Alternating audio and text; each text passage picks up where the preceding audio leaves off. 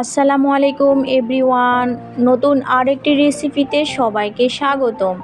আশা করি সবাই খুবই ভালো আছেন। আজকে আপনাদের মাঝে আরেকটি ইউনিক রেসিপি নিয়ে হাজির হলাম। আশা করি আপনাদের খুবই ভালো লাগবে। প্রথমে আমি একটি বাটিতে 1.5 কাপ পরিমাণ আটা নিয়েছি, তারপর হাফ স্পুন পরিমাণ লবণ দিয়েছি, 1 চামচ পরিমাণ ঘি দিয়েছি। এখন আমি সব কিছু আটার সাথে ভালো করে মিক্স করে নিব। তারপরে আমি অল্প অল্প করে পানি দিয়ে নাস্তার জন্য একটা স্মুথভাবে ডো তৈরি করে নিব। বৃষ্টির দিনে আপনারা যদি এরকম মুসমুসে কুরকুরে নাস্তা যাকে একবার খাওয়াবেন বিশ্বাস করবেন না, সে খেয়ে অনেক মজা পাবে, সে শুধু খাইতেই থাকবে, থামানো মুশকিল হয়ে যাবে।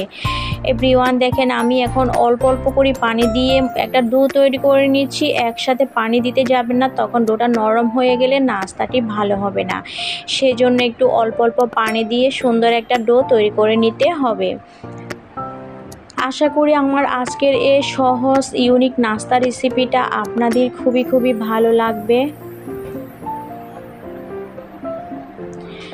এখন আমার নাস্তার জন্য একটা ডো তৈরি করা শেষ। তারপরে আমি এই ডোটাকে 10 মিনিটের জন্য রেস্টে রেখে দিব।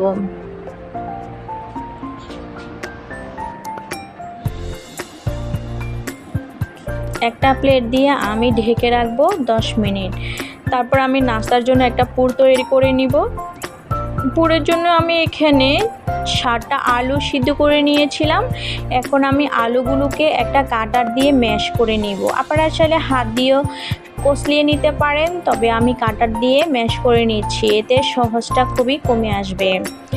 দেখতে পাচ্ছেন, আপনারা চাইলে এখানে আরও বেশি আলুও দিতে পারেন বা কমিয়েও দিতে পারেন, তবে আলুর পুরটা একটু নাস্তাতে বেশি করে দিলে খেতে ভীষণ ভালো লাগে এবং খুবই লোভনীয় লাগে।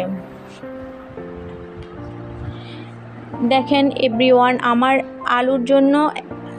আলুর পুরের জন্য আলু ম্যাশ করা একেবারে রেডি। তারপর আমি চলে গিয়েছি চুলায় আমি একটা পাইপ্যান বসিয়ে দিয়ে এর মধ্যে 2 চামচ পরিমাণ রান্নার তেল দিয়ে 2 কোয়া রসুন কুচি করেছিলাম এবং 1টি পেঁয়াজ কুচি এবং 2 টেবিল চামচ পরিমাণ কাঁচামরিচ কুচি দিয়েছি। এখন আমি তেলের মধ্যে এগুলোকে ভালো করে ভেজে নিব।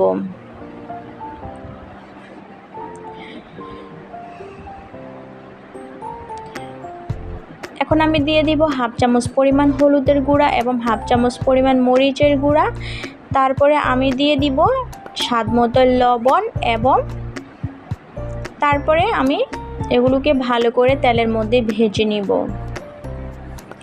এখন আমি যে আলুগুলো ম্যাশ করে রেখেছিলাম ওই আলুগুলো এখন আমি দিয়ে দিব। আপনারা যদি আমার মতো করে নাস্তার জন্য এভাবে পুর বানান, আপনাদের নাস্তাগুলো খেতে ভীষণ লোভনীয় হবে। বিশ্বাস করুন, এভাবে বিকেলে আপনি এরকম মুসমুসে স্ন্যাক্স তৈরি করেন, আপনার পরিবারে খেয়ে অনেক প্রশংসা করবে আপনার। তারপরে আমি দিয়ে দিব 2 টেবিল চামচ পরিমাণ ধনিয়া পাতা কুচি। ধনিয়া পাতাটা দিলে খেতে ভীষণ ভালো লাগে এবং অনেক ঘ্রাণ হয়, সেজন্য আমি ধনিয়া পাতাটা দিয়েছি। আপনারা চাইলে স্কিপও করতে পারেন। তারপরে আমি এখানে আরও বেশি স্বাদ বাড়ানোর জন্য দিয়ে দিব একটি স্বাদ মশলা।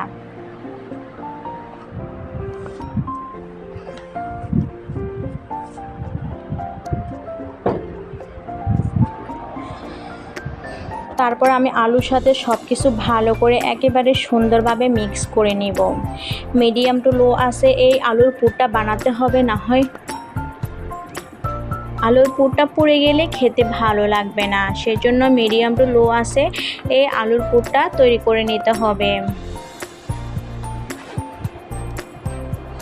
সবশেষে আমি দিয়ে দিব 1 চামচ পরিমাণ ঘিটা দিলে ভীষণ ভালো লাগে, অনেক ভালো লাগে, খুবই টেস্ট হয়। আপনারা চাইলে ঘি স্কিপও করতে পারেন, অথবা টেস্ট স্বাদ বাড়াতে বেশি ইচ্ছে হয় তাহলে দিতে পারেন। এখন আমি আলুর পুরগুলোকে আমি চুলা থেকে 2 মিনিট রান্না করে নামিয়ে নিব। এখানে আমি একটা বাটি নিয়েছি, এখন বাটির মধ্যে আমি আলুর পুরগুলো নিয়ে নিব। আপনারা তো এই নাস্তাগুলো বাচ্চাদের টিফিন হিসেবেও বানিয়ে দিতে পারেন। এভাবে বানিয়ে আপনারা যদি নর্মাল ফ্রিজে 1 সপ্তাহ রাখেন তাহলে কোনো নষ্ট হবে না।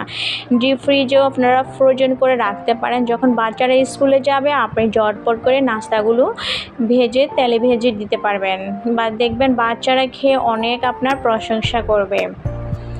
সবগুলো আলুর পুর আমার নেওয়া শেষ। এখন আমি নাস্তার জন্য যে ডোটা তৈরি করে রেখেছিলাম ওটা আপনাদেরকে একটু দেখাচ্ছি কতটা স্মুথ, একবারে নরম হয়ে গিয়েছে। আটার ডোটা যদি একটু ভালো স্মুথ নরম হয় তখন রুটিটা নাস্তাগুলো একেবারে ক্রিস্পি হয়। এখন আমি আবার একটু হাত দিয়ে ভালো করে একটু মথে নিব। যারা এই পর্যায়ে আমার ভিডিওটি দেখছেন অথচ লাইক দেননি, প্লিজ আমার ভিডিওতে একটা লাইক দিবেন। আর যারা নতুন অবস্থায় আমার ভিডিওটি দেখছেন অথচ সাবস্ক্রাইব করেন নাই, প্লিজ চ্যানেলটি সাবস্ক্রাইব করে দিবেন এবং পাশের বেল আইকনটি ক্লিক করে রাখবেন যাতে আমি নিত্য নতুন রেসিপি ছাড়ার সাথে সাথে সবার আগে আপনার কাছে পৌঁছে যায়। এখন আমি আবার কয়েক মিনিট যে ডোটা তৈরি করে রেখেছি ওটা একটু ভালো করে মথে নিয়ে আমি এভাবে লম্বা আকারে করে তারপর আমি একটা ছুরি দিয়ে এগুলোকে ভাগ ভাগ করে লিচি কেটে নিব।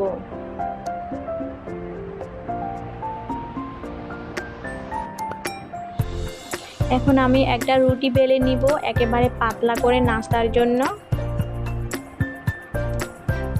উপরে একটু আমি ময়দা ছিটিয়ে দিব। তারপরে একটা বেলুনের সাহায্যে আমি একটা পাতলা করে রুটি বেলে নেব।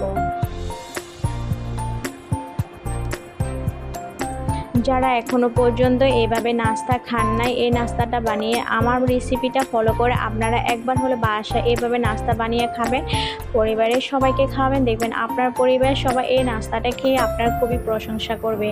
এই নাস্তাটা এত মজা, বিশ্বাস করুন, একবার খেলে এর স্বাদ মুখে লেগে থাকবে, ইচ্ছে করবে বারবার শুধু এই নাস্তাটা বানিয়ে খায়। রুটিটা আমার বানানোর শেষে এখন আমি সাইডে সাইডে একটু কেটে নিব।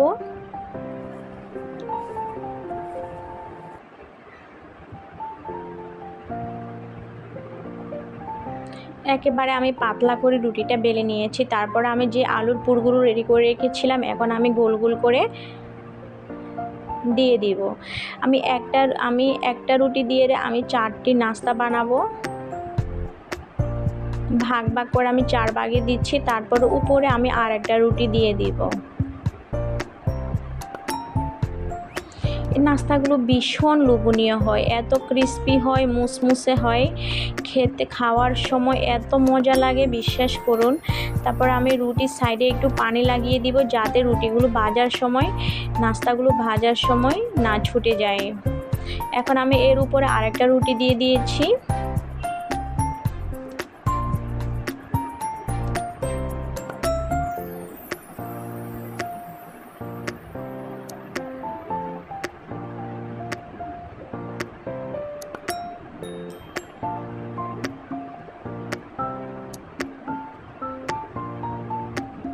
তারপরে আমি সাইডে সাইডে একটু ফিনিশিং করে নেব।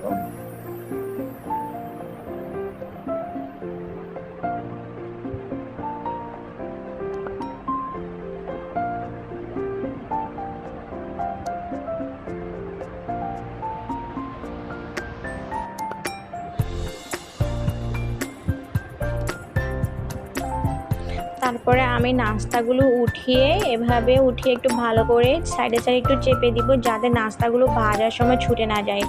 এখন আমি এক এক করে সবগুলো নাস্তা প্লেটে তুলে নিব। আশা করি আমার আজকের এই নাস্তা রেসিপিটা আপনাদের খুবই ভালো লাগবে। দেখেন এভরিওয়ান, আমি অনেকগুলো নাস্তা একসাথে বানিয়ে নিয়েছিলাম। এখন আমি নাস্তাগুলো নিয়ে চুলায় চলে যাব। চুলায় আমি একটা পাইপ্যানে তেল বসিয়ে দিয়েছি। তেলগুলো হালকা গরম হলে এখন আমি নাস্তাগুলো এক এক করে ছেড়ে দিব।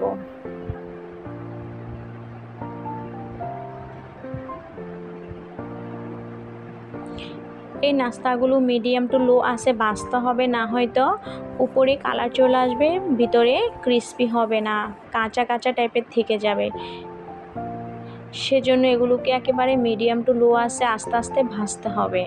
দেখেন এভরিওয়ান কতটা ফুলকো ফুলকো হচ্ছে, মাশাল্লাহ দেখতে অনেক ক্রিস্পি লাগতেছে, এত লোভনীয় লাগছে, ইচ্ছে করছে আমার এখনই খেয়ে ফেলতে। আর এই নাস্তাগুলো গরম গরম এত যে মজা হয় বিশ্বাস করুন, একবার বানিয়ে অবশ্যই খাবেন। আর আপনারা বাসায় বানানোর পরে কেমন হয়েছে আমাকে ইনবক্সে জানাবেন। নাস্তাগুলো আমার এক পিঠ হওয়ার পর আরেক পিঠ উল্টিয়ে দিয়েছি, এভাবে করে আমি সবগুলো নাস্তা ভেজে নেব। এখন আমি নাস্তাগুলো একটা ছাঁকনির মাধ্যমে তেল ছেঁকে আমি নাস্তাগুলো প্লেটে নিয়ে নিব।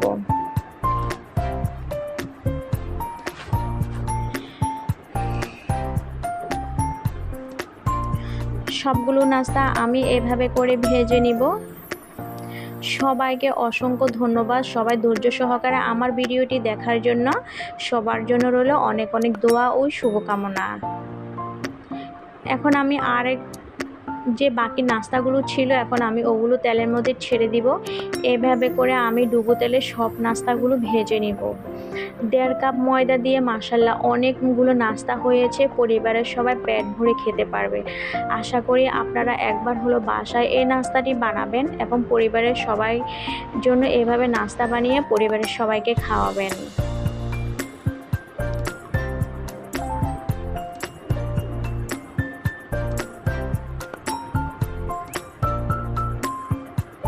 তারপরে এই নাস্তাগুলো হওয়ার পর এখন আমি তেল ছেঁকে তুলে নিব। যারা ঝাল নাস্তা খেতে ভীষণ পছন্দ করেন তারা এই নাস্তাটি অবশ্যই একবার হলো বানিয়ে খাবেন, দেখবেন খেয়ে অনেক মজা পাবেন। এতটা মজা হয়, এতটা ক্রিস্পি, পুরভরা সামান্য অল্প উপকরণ দিয়ে মাত্র আলু আর আটা দিয়ে যদি এমন মজার নাস্তা হয় বিশ্বাস করুন খেতে ভীষণ লোভনীয় লাগে। এখন আমি আপনাদেরকে একটু পরিবেশন করে দেখাচ্ছি কতটা ক্রিস্পি লোভনীয় হয়েছে মাশাল্লাহ। একবার খেলে এর স্বাদ আপনার সারা জীবন মুখে লেগে থাকবে, ইচ্ছে করবে বারবার শুধু এই নাস্তাটা বানিয়ে খায়। সবাইকে অসংখ্য ধন্যবাদ জানিয়ে আমি আজকের জন্য এখানে বিদায় নিলাম। দেখা হবে পরবর্তী রেসিপিতে। সবাই ভালো থাকবেন, সুস্থ থাকবেন। আল্লাহ হাফেজ, আসসালামু আলাইকুম। কেউ খাবার নষ্ট করবেন না, খাবারের শুরুতে বিসমিল্লাহ বলে খাবার খাবেন।